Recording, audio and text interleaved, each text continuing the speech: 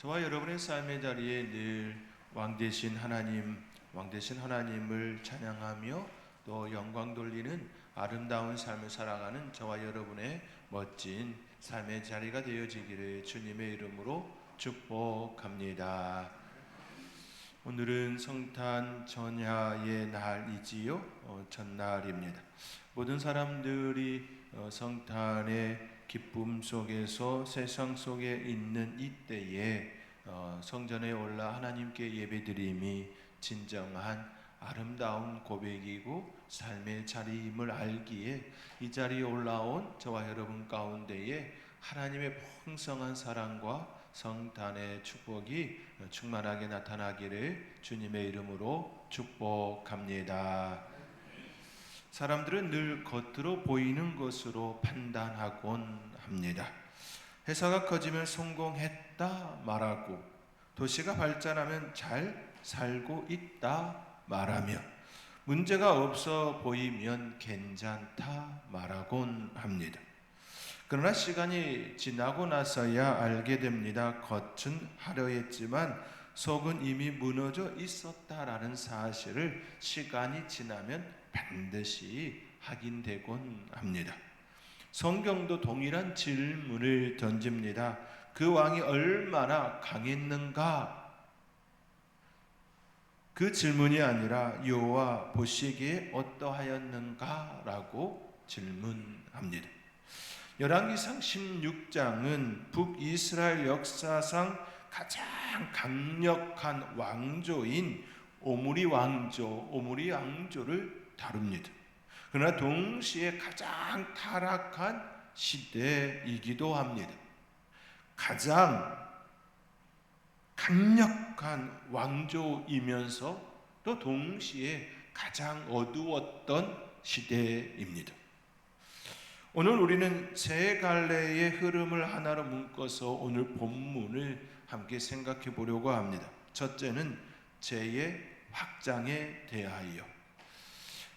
여로보암의 죄가 이제 오므리에게 오면 이제 고착이 되어지고, 오므리에 고착된 그 죄가 이제 아합에게 가면 확장이 됩니다. 그래서 첫 번째는 여로보암으로 시작된 그 죄가 아합에게 이르는 그 확장에 대하여, 죄의 확장에 대하여 생각하고, 둘째는 겉은 성공했으나 속은 무너진 오므리 왕조에 대하여 생각해 보려 합니다. 셋째는 아합의 정략 결혼과 신학적 혼합주의에 대하여 생각해 보려고 합니다. 아합은 이세벨과 결혼하지요. 그 결혼의 의미가 무엇인지, 또 그것을 통하여 그 땅 가운데 일어난 종교의 혼합, 신학적 혼합, 그것에 대하여 생각해 보려고 합니다. 이 모든 것들은 하나의 질문으로 모아집니다. 죄는 어떻게 계승되는가? 죄는 어떻게 내려가는가? 어떻게 전승되는가? 계승되는가? 이 하나의 질문으로 연결됩니다. 이 질문을 가지고 오늘 본문을 함께 생각해 보고자 합니다. 첫째로 죄의 확장입니다. 북이스라엘은 여로보암으로부터 시작되었습니다.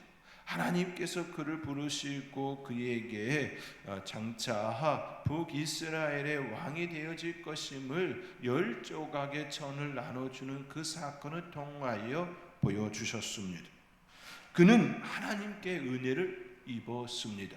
그러나 하나님께서 싫어하시는 우상을 만든 장본인이 됩니다. 이것이 바로 여로보암의 죄입니다. 그의 뒤를 이은 왕은 오므리이지요. 오므리는 여로보암의 죄가 정착하는데 큰 역할을 합니다. 죄의 시작이 여로보암이라고 한다면 그 죄가 고착화되어지는, 정착을 이루는 그 역할을 한 이가 누구냐라고 할 때에 바로 오므리입니다. 그 모습은 아합에 의하여서 확장이 되어집니다. 죄의 시작이 있었고 죄가 고착이 일어나고 그 고착화된 죄가 어떻게 퍼지는지 확장이 이제 그렇게 이어지는 모습을 보여줍니다. 이들 모두는 하나님께로부터 악하다 그 평을 받습니다. 그들 모두는 악한 왕들이었습니다. 앞서 말씀드린 것처럼 여로보암의 죄는 분명합니다. 하나님을 신뢰하지 못하고 정치적 안정을 위하여 베델과 단에 우상을 세웠습니다. 금송아지를 베델과 단에 세웠습니다. 그런데 오므리는 달랐습니다. 그는 이 죄를 만든 사람이 아니라 유지할 책임이 있었던 사람입니다. 오므리는 충분히 이렇게 말할 수 있었습니다. 지금 이 체제를 무너뜨리면 나라가 흔들린다. 백성들이 혼란에 빠질 것이다. 이건 신앙의 문제가 아니라 국가 운영의 문제다. 이것이 바로 오므리의 자기 합리화입니다. 여로보암의 그 죄를 단절시키고 하나님의 뜻을 따라서 하나님의 말씀이 중심이 되어지는 국가로 재건해야 될 그가 오히려 그렇지 않은 선택을 했다라는 겁니다. 여로보암의 죄를 계속해서 유지하고 그 땅에 더 뿌리 내리는 그 역할을 했다라는 것이지요. 오므리는 여로보암의 죄를 제거하지 않은 이유를 아마도 이렇게 말했을 것입니다. 지금은 개혁할 때가 아니다. 안정이 먼저다. 이런 논리인 것이지요. 백성을 위해 어쩔 수가 없다. 책임 회피의 언어입니다. 나 하나 바뀐다고 달라질까? 무력감으로 포장된 불순종이지요. 이 모든 말은 그럴듯해 보입니다. 그럴듯해 보입니다. 그러나 성경은 이것을 회개의 지연이라 부르지 않고 죄의 고착이라 부릅니다. 오래된 건물을 관리하는 사람들이 종종 이렇게 이야기를 하곤 하지요. 지금 손대면 더 큰 공사가 됩니다. 차라리 그냥 쓰는 게 낫습니다. 고치는 것보다 그냥 쓰는 게 낫습니다. 그래서 균열을 방치하지요. 고장난 것들을 방치합니다. 그 결과는 언제나 같습니다. 작은 균열은 시간이 지나 구조 붕괴가 되지요. 오므리는 바로 그 선택을 한 왕입니다. 금송아지를 그대로 두고 시스템을 유지하고 문제를 덮어두었습니다. 그런 죄를 선택하지 않았지만 죄를 필요악으로 인정했습니다. 제거하지 아니하고 계속 유지하는 자가 되었습니다. 사랑하는 성도 여러분, 죄는 반드시 이렇게 말합니다. 지금 어쩔 수 없어. 지금은 상황이 좋지 않아. 지금은 예배당에 가기가 너무 불편해. 나중에 고치면 돼. 그러나 성경은 말하지요. 회개하지 않는 죄는 중립 상태가 없다. 반드시 다음 단계로 간다. 그래서 여로보암의 죄는 오므리에게서 고착되고 아합에게서 확장되었습니다. 앞선 어느 세대는 이렇게 말할 수 있습니다. 우리는 바빠서 예배를 조금 줄였다. 지금 한국의 상황이기도 합니다. 점점 그 상황에 거기에 계속해서 타협하고 또 예배를 줄이는 그 현상들이 일어났습니다. 수요 예배, 수요 3일 기도회라고도 하지요. 수요 예배에 대하여서 점점 많은 교회들이 수요 오전으로 드리는 경우들이 일어나고 있습니다. 그러다 보니 저녁에 예배 드렸던 인원수가 점점 줄면서 점점 오전 예배도 그렇고 수요 저녁 예배도 그렇고 둘 다 약해지는 그 현상이 일어나고 있습니다. 안타깝지만 둘 다 광화되어지고 더 예배드리고 더 열심히 더 하나님께 나아가는 그 자리가 되어지는 것이 아니라 오히려 더 둘 다가 약해지고 있는 현상이 되고 있습니다. 그 이유는 타협이었기 때문입니다. 저녁에 나올 수 없다라는 그 핑계거리로 낮에 예배드림이 되었기 때문이지요. 우리는 바빠서 예배를 조금 줄였다 신앙은 마음에 있으면 되지 않나라고 생각했던 앞선 세대의 이 모습들은 다음 세대에 가면 이렇게 변하곤 합니다. 굳이 교회에 가야 하나? 꼭 교회 가야 하나? 지금 시대는 또 영상으로 예배드리는 시대가 되어서 더 그렇게 이야기하곤 합니다. 신앙은 선택 상황이 아닌가 오히려 되묻습니다.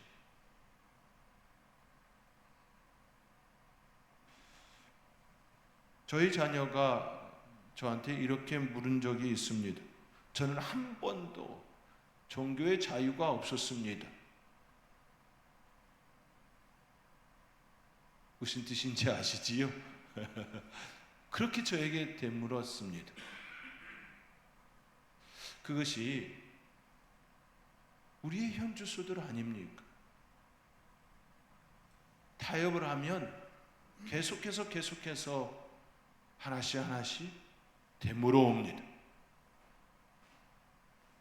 부모의 자기 합리화는 자녀의 신앙을 붕괴시킵니다. 오므리의 자기 합리화는 아합에게서 더 이상 고민조차 되지 않았습니다. 아합은 죄를 확정합니다. 죄는 스스로 합리화할 때 가장 오래 살아남습니다. 오므리는 죄를 만들지 않았지만 제거하지 않음으로 계승시켰습니다. 해결되지 않는 죄는 다음 세대의 구조가 됩니다. 여로보암으로부터 시작된 죄가 오므리를 통해 고차게 되고 아합을 통해 확장되었습니다. 줄어드는 것이 아니라 더 견고하여지고 더 단단하여지고 더 퍼짐이 되었습니다. 적은 누룩이 모든 것들을 다 변화시켜버리는 그 힘과 같습니다. 이것이 바로 죄의 습성이고 죄의 발전성입니다. 그러므로 우리는 죄의 무서움을 알고 죄의 모양이라도 가까이 하지 말아야 합니다. 그 길만이 죄로부터 승리할 수 있는 길입니다. 늘 자신의 삶을 점검하며 죄를 멀리하는 저와 여러분이 될 수 있기를 주님의 이름으로 권면드립니다. 둘째로 겉은 성공이었으나 속은 파멸된 오므리 왕조 이야기입니다. 오므리는 북이스라엘 역사에서 가장 유능한 왕 중에 하나입니다. 성경은 그의 업적을 길게 기록하지 않았습니다. 흥미롭게도 성경 밖의 역사의 자료들은 오므리에 대하여 매우 높게 평가합니다. 이것이 오늘 본문을 더 두렵게 만듭니다. 열왕기상 16장 24절에 따르면 오므리는 사마리아 산을 은 2달란트로 사서 수도를 삼습니다. 오늘 읽었던 본문의 내용이지요. 이 도시는 천혜의 요새 사방 교역로를 장악할 수 있는 위치입니다. 너무나도 좋은 위치입니다.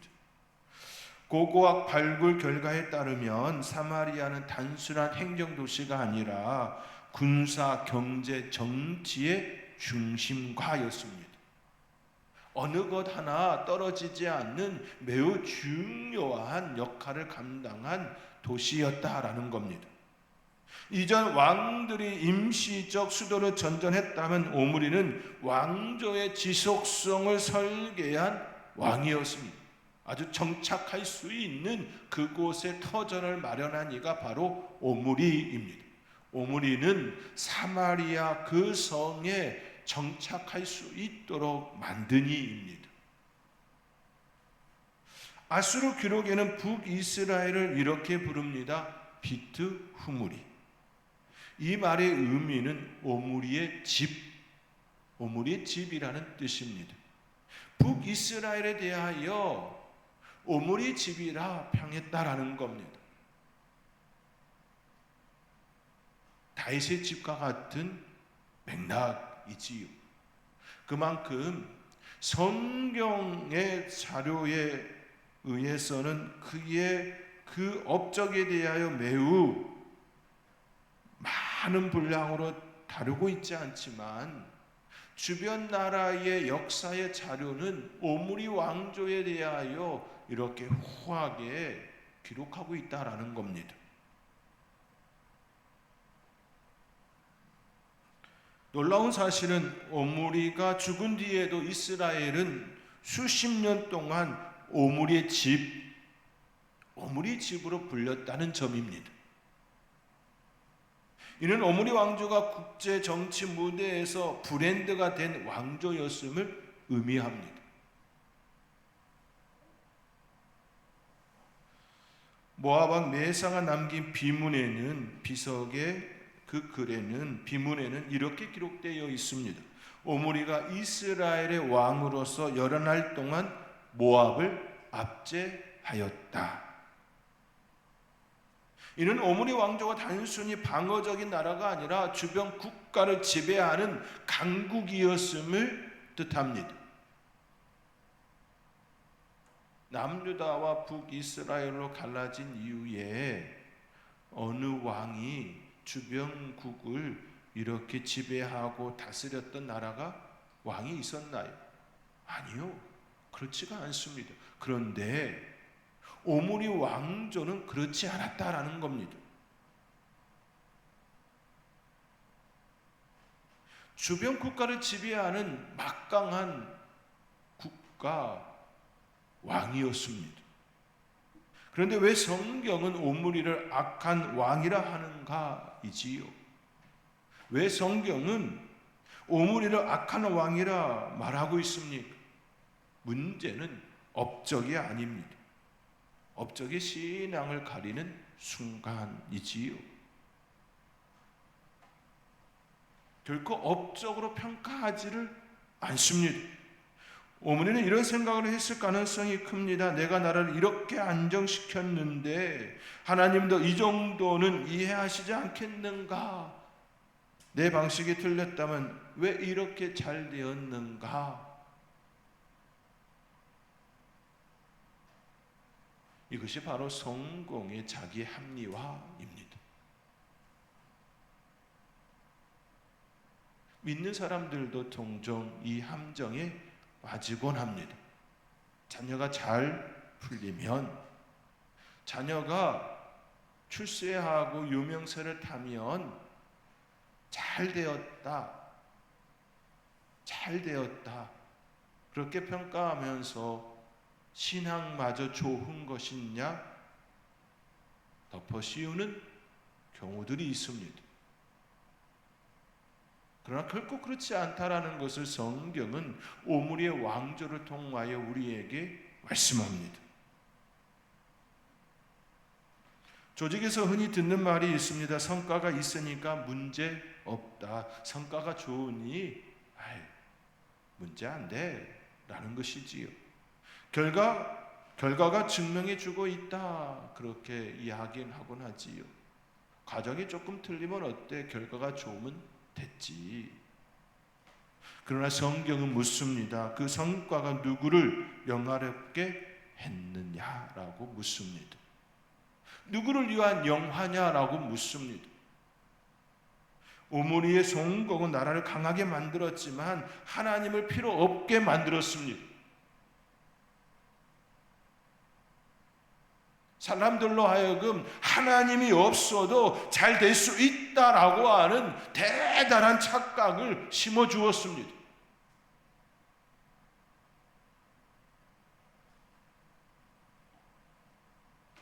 오므리는 실패한 왕이 아니었습니다. 정치적으로, 군사적으로, 외교적으로 실패한 왕이 아니었습니다. 주변 나라가 그의 업적에 대하여 이야기하듯이 그는 실패한 왕이 아니었습니다. 그래서 더 위험합니다.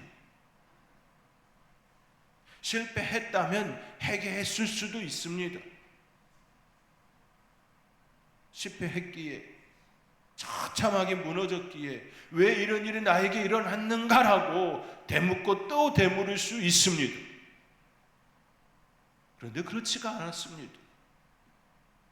위기가 있었다면 오히려 하나님을 찾을 수 있는 좋은 계기가 되었을 수 있습니다.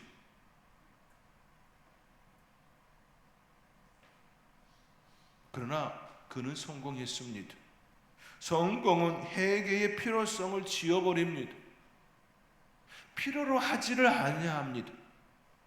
금송아지를 제거하지 않아도 나라가 이렇게 잘 돌아가고 우상 체제를 유지해도 국력이 성장하고 말씀 없이도 시스템이 작동하는 것처럼 보였습니다. 그래서 오므리는 하나님을 버리지 않았지만 하나님 없이도 가능한 왕정을 만들었습니다. 가장 무서움입니다.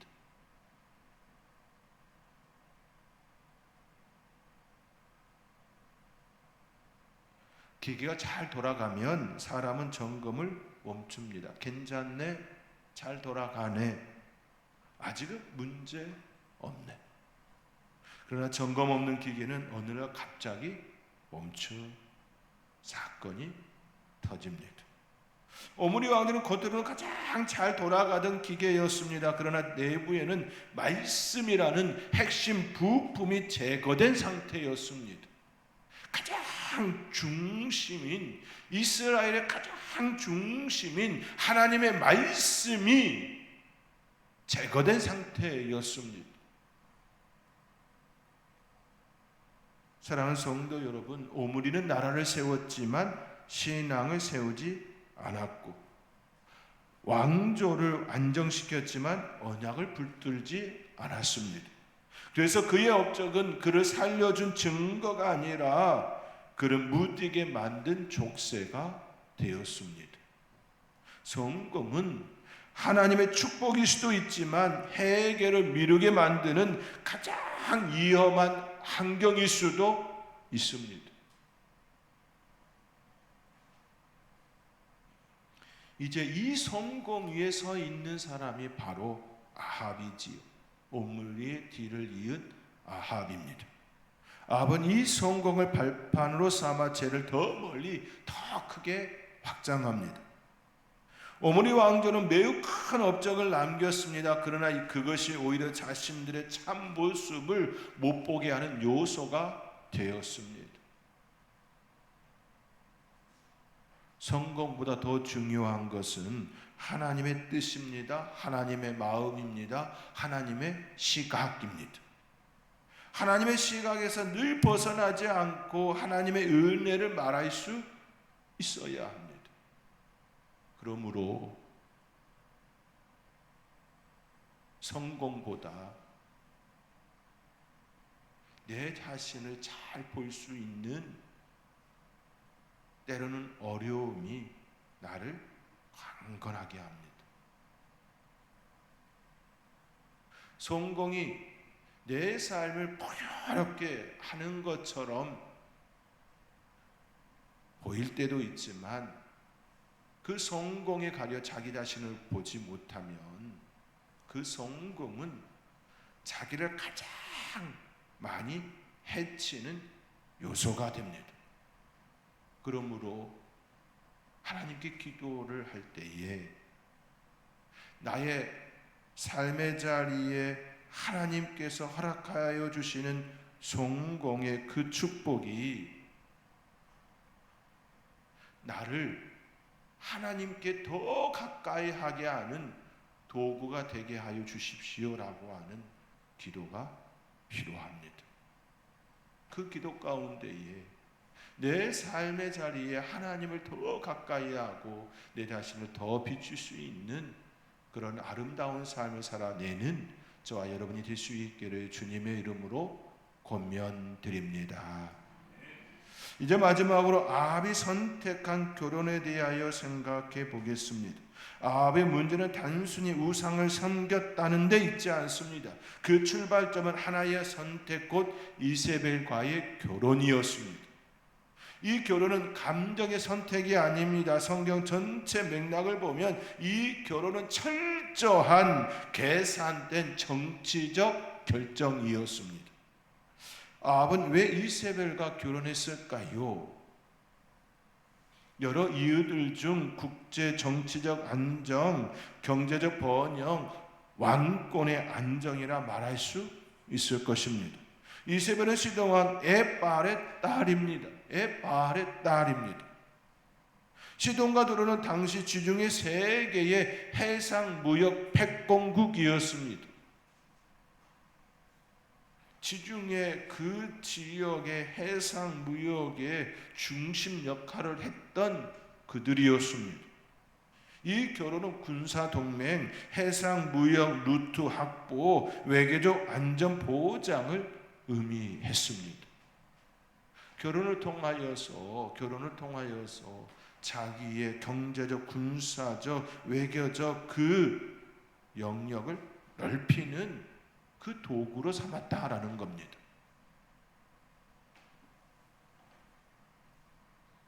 아합은 이렇게 생각했을 가능성이 높지요. 강대국과 손을 잡으면 북이스라엘은 더 이상 흔들리지 않을 것이다.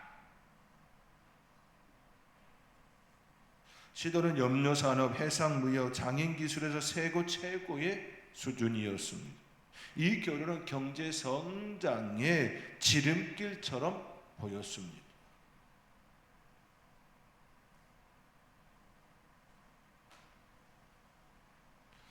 오므리 왕조는 아직 신생 왕조입니다. 오므리 아직 제대로 시작도 되지 않은 그런 왕조이지요. 아합은 국제적 혼인을 통하여 자기 왕권을 공고히 하려 했습니다. 즉 아합의 결혼은 사랑이 아니라 불안에서 비롯된 전략이라는 뜻입니다. 사랑하는 성도 여러분, 문제는 결혼 그 자체가 아닙니다.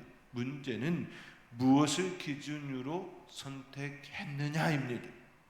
하나님의 시각에서 이 결혼은 세 가지 치명적 문제를 안고 있습니다. 이스라엘 왕은 정치적 계산보다 언약적 책임을 져야 하지요. 남유다나 북이스라엘은 하나님의 언약 백성들입니다. 그렇다고 한다면 그 왕들은 철저하게 하나님의 언약 백성을 하나님의 은혜 가운데에 하나님의 언약을 잘 성실히 이행될 수 있도록 붙드는 자 리더의 자리에 있어야 하지요.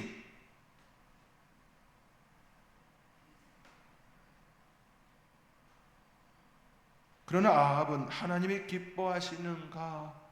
하나님께서 진정 이 결혼을 기뻐하시는가? 이 물음이 없습니다.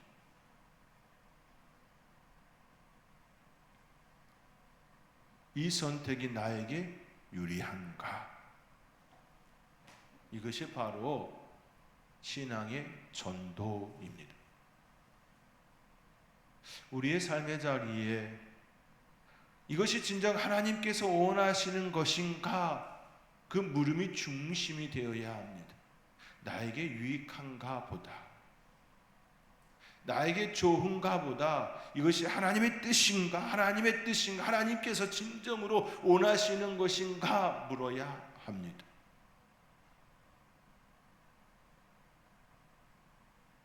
이세벨은, 아합이 결혼한 이세벨은 단순한 이방 여인이 아닙니다. 그녀는 바알 숭배 체제의 계승자였습니다.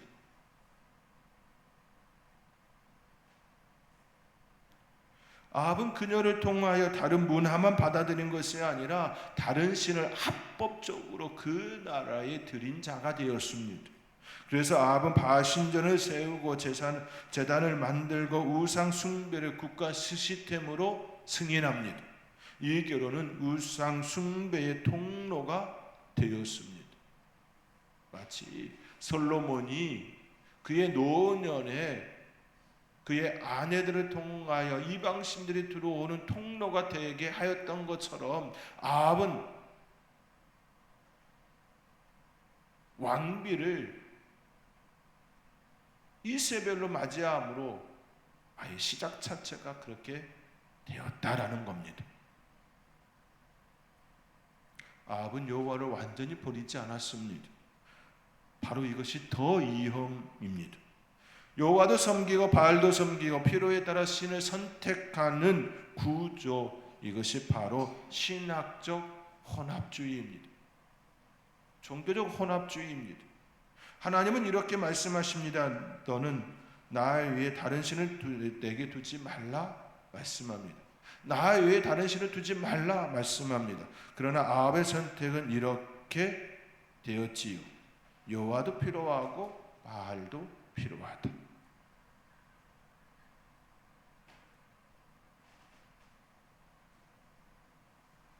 아합은 이 결혼을 통하여 많은 것을 얻은 것처럼 보였습니다. 안정, 번영, 국제적 위상. 그러나 성경이 보여주는 실상은 다릅니다. 나라가 안정된 것이 아니라 말씀이 침묵했습니다. 경제가 성장한 것이 아니라 신앙이 침식되었습니다. 왕권이 강해진 것이 아니라 하나님의 주권이 밀려났습니다. 아합은 나라를 지켰다고 생각했지만 하나님과의 관계를 잃었습니다.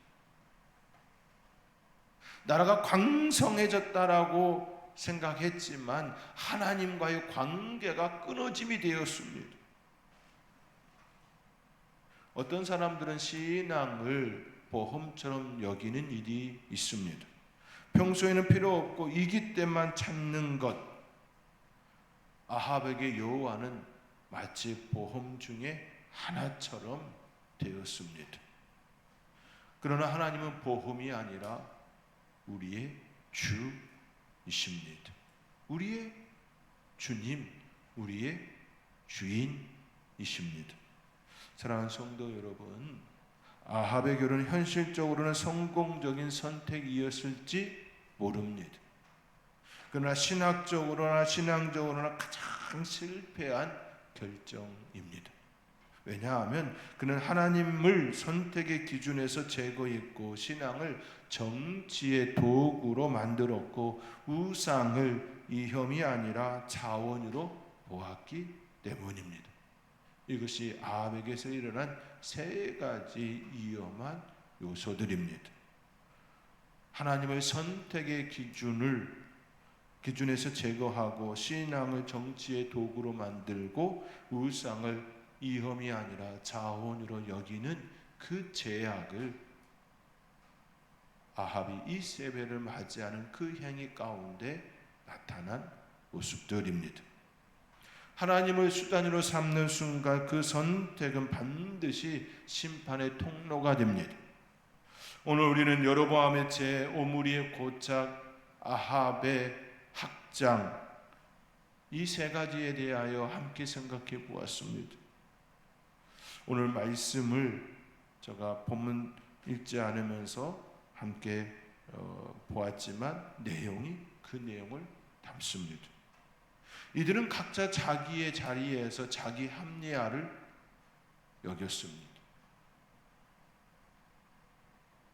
여로보암은 베델과 단의 금송아지를 세움으로 정치적 안정을 위하여 내가 어쩔 수 없었어라고 하는 자기 합리화이지요. 정치적 안정이라. 오므리는 그 여로보암의 죄에 의해서 묵인하고 오히려 그 땅 가운데 고착화시키는 일을 행하였습니다. 군사적, 경제적, 외교적으로 엄청난 성공을 하였지만 실상은 속빈 강정이 되었습니다. 그리고 아합에 의하여 그 모든 것들이 확장되어지는 그 시간이 되었습니다. 모든 것들이 자기 합리화이지요. 하나님 대신에 다른 것들이 자리하는 것에 대하여 자기 합리화가 일어날 때가 있습니다. 그때 우리는 그것이 잘못된 것임을 고백할 수 있어야 합니다. 결코 하나님의 자리에 다른 것이 들어가는 것에 대하여 자기 합리화하여서는 아니 됩니다. 나의 무지도, 나의 성공도, 내 삶의 좋은 혜택까지도 하나님의 자리에 앉을 수 없습니다. 그것들이 나의 합리화로 작용해서는 아니 됩니다. 진정 성탄 전날 우리가 이 제약에 관하여 말씀을 생각하면서 진정 나의 자리에 누구를 왕으로 모시고 있는지, 나의 주인이 누구인지를 바르게 고백하며 내 자리에 잘못된 것이 들어오지 않기를, 또 들어왔다면 철저하게 하나님 앞에서 뉘우치고 회개하고 고칠 수 있는 저와 여러분이 될 수 있기를 주님의 이름으로 축원드립니다. 기도하겠습니다. 사랑의 하나님, 여로보암과 오므리 그리고 아합의 그 모습들을 통하여 내 모습을 또 비춰보기를 원합니다. 하나님, 그때마다 자기의 합리화가 있었음도 봅니다. 겉으로는 화려하고 성공하였지만 오히려 하나님을 떠난 그 죄가 너무나도 큼을 또 봅니다. 하나님, 우리의 삶의 자리에 늘 주님의 은혜만을 담고 살아갈 수 있도록 은혜 허락하여 주시옵소서. 이 모든 것 감사하옵고 예수님의 이름으로 기도하옵나이다. 아멘. 찬송 261장입니다.